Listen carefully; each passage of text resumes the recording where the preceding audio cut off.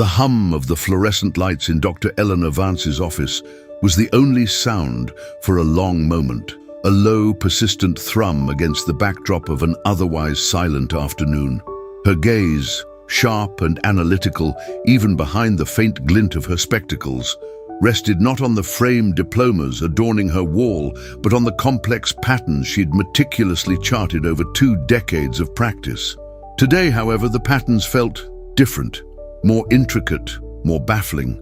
We often speak of intelligence as a shield, a potent weapon against the chaos of the world. We imagine it guiding us, protecting us, illuminating the path to success. But what if that very brilliance, that sharp intellect, becomes a double-edged sword? What if, in its profound capacity for understanding, it also harbors the seeds of its own undoing? This is the silent enigma we unravel today. The paradox of intelligent people who, despite their undeniable capabilities, consistently, almost deliberately, sabotage their own lives. If you find yourself nodding, recognizing echoes of this struggle within your own experience, or that of someone you know, consider subscribing to Invisible Patterns, where we delve into the hidden psychological currents that shape our existence. Our mystery begins not with a crime scene, but with a recurring pattern, a quiet devastation unfolding in countless lives. Consider the story of Dr. Alistair Finch, a name synonymous with groundbreaking research in theoretical physics, a mind capable of grasping concepts that made lesser intellects dizzy. His publications were seminal, his lectures legendary. Yet Alistair, time and again, found himself adrift. Missed deadlines on crucial grants, projects abandoned at the cusp of breakthrough, relationships, both personal and professional, crumbling under the weight of his inexplicable withdrawals. He wasn't lazy. He wasn't unmotivated in the conventional sense. He knew the stakes. He understood the consequences. He could articulate with precise, almost clinical detail the exact trajectory of his self-destruction. And yet, he continued to orbit the same destructive patterns. What forces compel a mind of Alistair's caliber to derail its own potential? It's a question that has haunted psychologists and philosophers for centuries. The easy answers, laziness, lack of discipline, fall flat when confronted with individuals who can master quantum mechanics but can't seem to manage their own calendars. The answer, we propose, lies deeper, woven into the very fabric of how intelligence interacts with our internal world. One of the most insidious threads in this tapestry of self-sabotage is a concept known as imposter syndrome, amplified by the intelligent mind. For someone like Alistair, who had achieved so much, the internal pressure to constantly perform at an exceptional level was immense. The higher the pedestal, the greater the fear of falling. This isn't merely self-doubt, it's a profound, gnawing conviction that one's achievements are undeserved, a fluke, and that exposure is imminent. The intelligent person, with their heightened capacity for analysis and self-critique, can construct elaborate narratives to support this belief. They can dissect every past success, finding flaws, attributing it to luck, or minimizing its significance.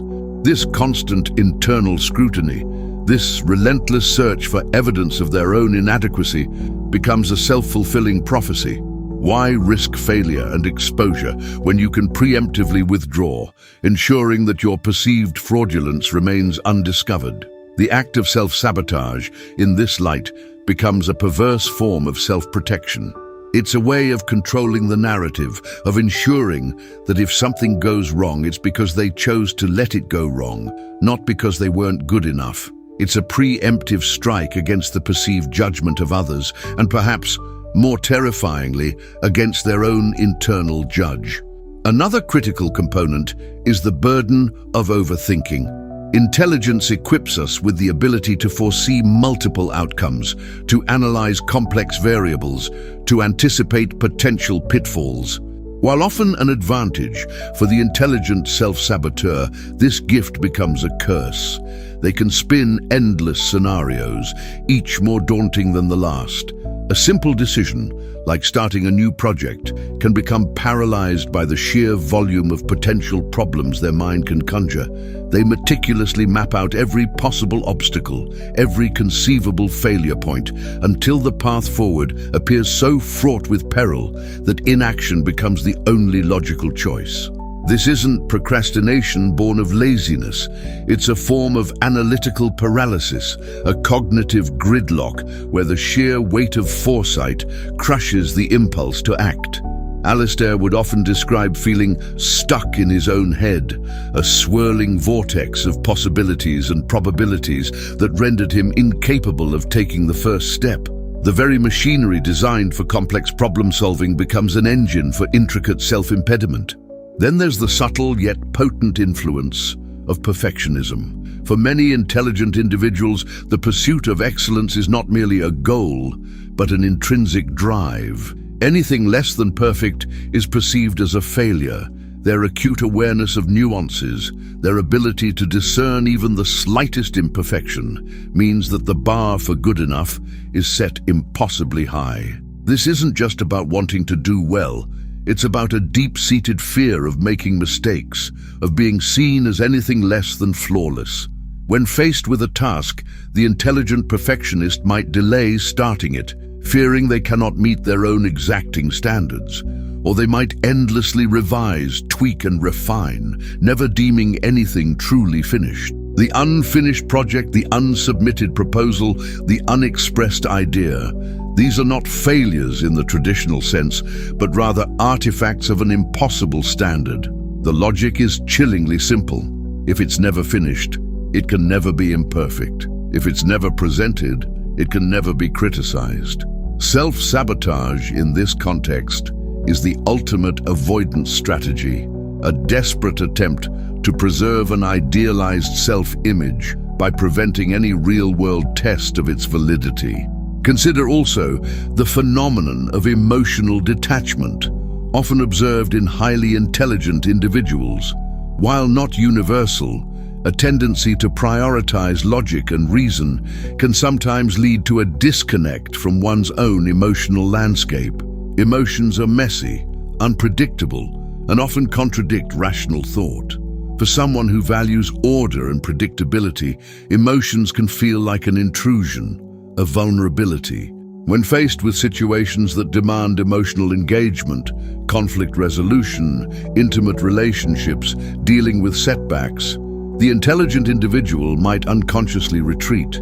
They might intellectualize their feelings, analyze them from a distance, rather than experiencing them. This emotional distance can manifest as an inability to connect with others, a lack of empathy, or a tendency to avoid uncomfortable emotional conversations. This avoidance, while seemingly rational in its pursuit of emotional equilibrium, often leads to isolation, fractured relationships, and a profound sense of loneliness. Alistair, for instance, could meticulously explain the physics of love, but struggled profoundly with its lived experience, often withdrawing from partners just as relationships began to deepen. This self-inflicted emotional isolation, often driven by a subconscious fear of vulnerability or a perceived inefficiency of emotional expression, consistently undermines their well-being and their ability to thrive in a complex, relationally driven world. The invisible thread of fear of success also plays a significant role. This might seem counterintuitive. Who fears success? But for the intelligent mind, success can bring a new set of anxieties. It can mean increased expectations, greater responsibility, and a larger spotlight, all things that can trigger the very imposter syndrome and perfectionism we discussed earlier. Success can also shatter comfortable routines, demand new skills, and force one out of their intellectual comfort zone. The intelligent mind, capable of anticipating these future demands, might subconsciously resist the very success it ostensibly seeks. It's a subtle pull back towards the familiar, even if the familiar is less fulfilling.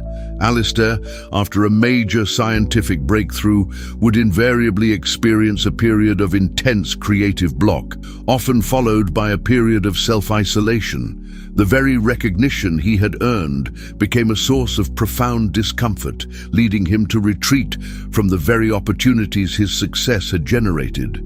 And finally, there is the deep-seated, often unconscious need for control. For an intelligent person, understanding and predicting the world is paramount. When things become unpredictable, when outcomes are uncertain, it can trigger a profound sense of unease. Self-sabotage, paradoxically, can offer a twisted sense of control. If they are the architects of their own downfall, then at least they are in charge. They can attribute failures to their own deliberate choices, rather than to external circumstances or, more terrifyingly, to their own inherent limitations. It's a way of asserting agency, even if that agency is destructive. The intelligent mind, in its quest for mastery, might prefer the illusion of control over a self-inflicted wound to the terrifying surrender to the unknown. These are not isolated phenomena. They are intricately woven, forming a complex web of psychological drivers that can ensnare even the most brilliant minds. It's a tragic irony. The very qualities that propel individuals to intellectual heights can, under certain conditions, become the instruments of their own silent undoing. Unraveling this mystery requires not judgment, but deep understanding. It's about recognizing that self-sabotage in intelligent individuals is rarely a sign of weakness or apathy. It is often a complex, self-protective mechanism, born from a unique interplay of heightened cognitive abilities and deeply ingrained psychological patterns. It's a cry for help, an unconscious plea for understanding the very mechanisms that hold them captive. For those trapped in these patterns, the path to liberation begins with awareness. It starts with observing these invisible forces, these subtle currents that pull them away from their true potential. It requires a willingness to challenge the narrative spun by an overactive intellect, to embrace imperfection, to connect with the messy, unpredictable world of emotions, and to redefine success not as flawlessness, but as growth. It means learning to trust the process, even when the outcome is uncertain, and to accept that vulnerability is not a weakness, but a profound strength. The story of Alistair Finch, like countless others, is a testament to the fact that intelligence, while a magnificent gift, does not automatically confer wisdom or emotional resilience. It merely provides a more sophisticated toolkit, which, without self-awareness and intentional engagement with one's inner world, can be used to construct elaborate prisons of their own making. The secret reason smart people self-sabotage isn't a simple flaw.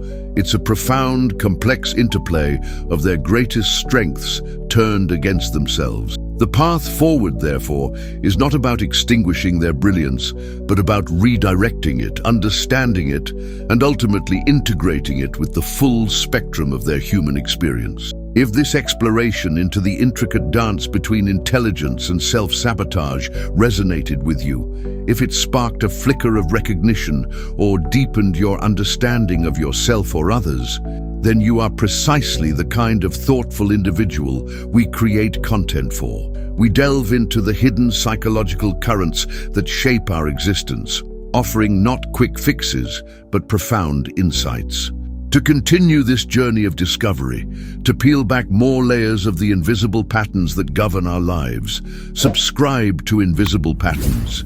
Join our community of introspective minds, seeking deeper clarity and a more conscious way of living. Your journey of self-discovery is just beginning. But let's not leave Alistair Finch suspended in an existential void. His story, while illustrative, is also a call to action. Imagine Alistair, after years of this intellectual self-imprisonment, encountering the very ideas we've discussed. Initially, his hyper-rational mind would likely dismiss them as soft science, lacking empirical rigor. He'd intellectualize the concepts, dissect them, find logical loopholes, and ultimately use his intelligence to build an even more formidable wall against their potential impact. This is the first hurdle, the intellect's defense mechanism against anything that threatens its established order. However, the seed of discomfort, the gnawing sense of unfulfillment, would persist. Perhaps he'd experience a moment of profound vulnerability, a professional setback that his intellect couldn't outmaneuver, a personal relationship fractured by his emotional distance, or simply a quiet evening where the usual mental gymnastics offered no solace. In such moments, the cracks in the intellectual facade begin to show. This is where the true work begins, not in understanding what the problem is, but in feeling its impact. For Alistair, this might manifest as a sudden, unexpected wave of anxiety during a presentation he'd meticulously prepared for, or a surge of inexplicable anger when a colleague offered a constructive criticism. These emotional flares, previously suppressed or rationalized away, would now demand attention. The intellectual Alistair would want to fix them, to analyze their root cause and devise a logical solution. But the path to liberation isn't about fixing emotions, it's about experiencing them. Consider the fear of imperfection. For someone like Alistair, this isn't just about avoiding mistakes.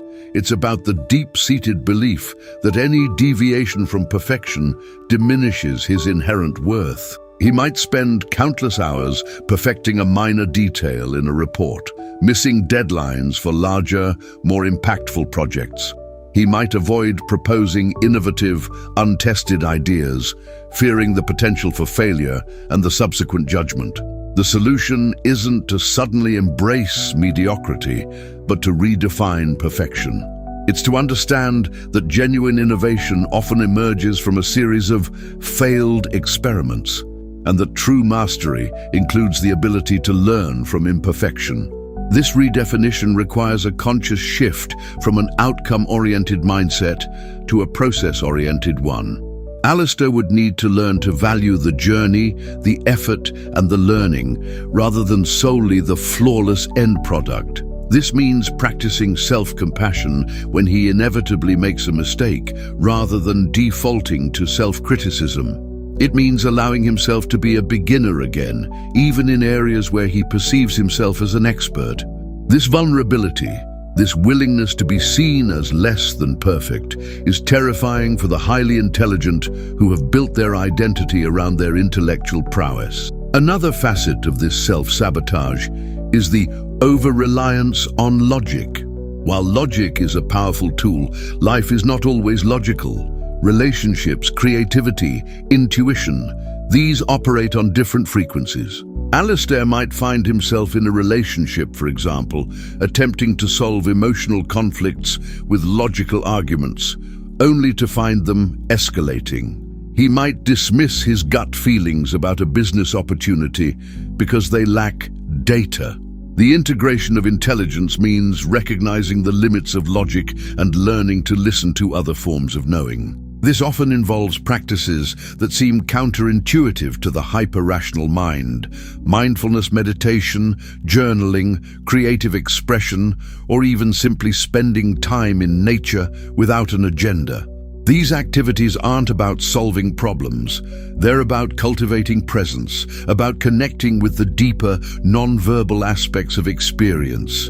For Alistair, this might start with a grudging attempt at mindfulness, only to discover, perhaps to his surprise, that observing his thoughts without judgment offers a profound sense of calm and clarity that his endless analysis never could. The narratives spun by an overactive intellect are particularly insidious. These are the stories we tell ourselves about who we are, what we're capable of, and what the world expects from us. For the intelligent, these narratives are often incredibly sophisticated, seemingly airtight, and deeply ingrained. Alistair might have a narrative that says, "I must always be the smartest person in the room," or "My value is directly proportional to my achievements." Challenging these narratives isn't about denying their existence, but about questioning their truth. Is it truly necessary to be the smartest?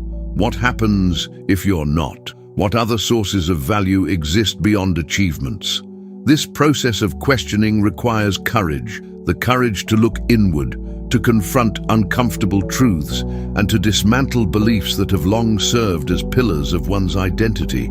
It's a process of deconstruction and reconstruction, where intelligence is no longer used to build walls, but to build bridges within oneself. The path forward for Alistair, and for anyone caught in this intricate dance, is not a linear one. It's a spiral, with periods of insight followed by moments of regression. It's about developing a new relationship with intelligence itself, seeing it not as an ultimate master, but as a powerful servant. It means learning to wield it consciously, to direct its immense power towards self-understanding and growth, rather than allowing it to run unchecked, creating elaborate traps. This journey is about integrating the shadow aspects of intelligence, the fear, the insecurity, the need for control, with its brilliant creative and problem-solving capacities. It's about understanding that our greatest strengths, when left unexamined, can become our greatest weaknesses. And conversely, our perceived weaknesses, when embraced and understood, can become sources of profound strength and resilience. Ultimately, the story of Alistair Finch is a metaphor for the human condition, amplified by the unique challenges of a highly developed intellect. It's a testament to the idea that true wisdom isn't just about accumulating knowledge, but about integrating it with our emotional landscape, our intuitive knowing, and our capacity for connection. It's about moving beyond mere cleverness to cultivate genuine self-awareness, allowing our intelligence to serve our highest good rather than trapping us in a self-imposed gilded cage. If Alistair's story, or the broader themes we've explored, have resonated deeply, perhaps even stirring a sense of recognition within your own experience, then you are not alone. This journey of self-discovery, of unraveling the invisible patterns that shape us, is a shared human endeavor. We believe that by shedding light on these intricate psychological dynamics, we empower individuals to reclaim their agency, to redirect their brilliance, and to truly thrive. This is why Invisible Patterns exists.